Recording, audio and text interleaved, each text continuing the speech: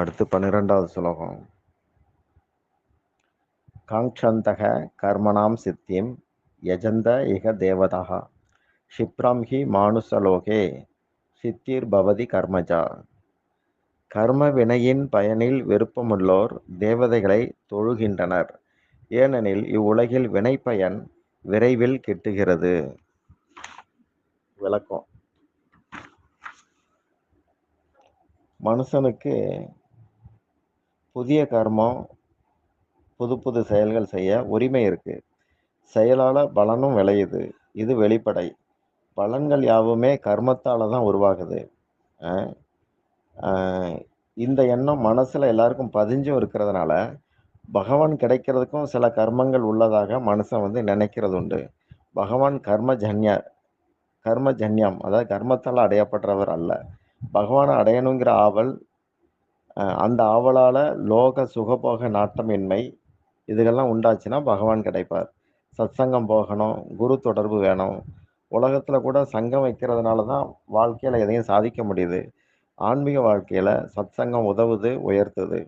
தேவதைகளை ஆசையோட வழிபடுவது மனிதனுடைய மந்த புத்தியை குறிக்கும். கிருஷ்ணர் அன்பாளர், வியாபாரி கிடையாது. வியாபாரி பணத்துக்காக பொருளை தரலாம். பகவான்கிட்ட உள்ள பரிவர்த்தனை எல்லாமே அன்பால நடக்கக்கூடியது. இந்த உலகு கர்ம பூமி. சொர்க்கமும் நரகமும் கர்மத்துடைய பலனை அனுபவிக்கக்கூடிய பூமி. போகம் வேண்டி தேவதைகளை பல பேர் தொழுறாங்க. பலனும் உடனே கிடைக்குது.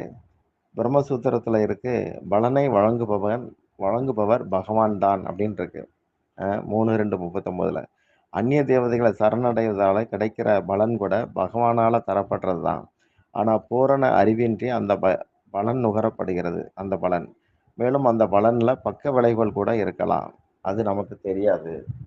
எப்படி ஒரு குழந்தை இருக்கு, அந்த குழந்தைக்கு ஜலதோஷம் இருக்கு, அப்போ ஐஸ்கிரீம் சாப்பிடக்கூடாது. ஆனா அது ஐஸ்கிரீம் வண்டி வர சத்தத்தை பார்த்து கதவை திறந்து வெளியே வரும்போது எதிர்த்த வீட்டம்மா தன்னுடைய குழந்தைக்கு ஐஸ்கிரீம் வாங்கும்போது அது இந்த குழந்தையும் பார்த்துக்கிட்டே இருக்கும்போது அந்த அம்மா உனக்கு வேணுமாடா அப்படின்னு கேட்டு ஒன்று வாங்கி கொடுத்துட்டான்னா இது அங்கேயே வச்சு அதை சாப்பிட்றோம். ஆனால் வீட்டுக்கு வந்த பிறகு நோய் இன்னும் முத்திரும். அப்போ தாய் நம்ம சரியாதானே கவனிச்சோம், என்னாச்சு அப்படின்னு பார்க்குறா. தாய்க்கு தான் தெரியும் எதை கொடுக்கணும் கொடுக்கக்கூடாதுன்னு சொல்லி. அவளுக்கு தான் அந்த சம்பந்த உறவு இருக்கு. அது மாற்றாந்தாய், அவளுக்கு அது தெரியாது.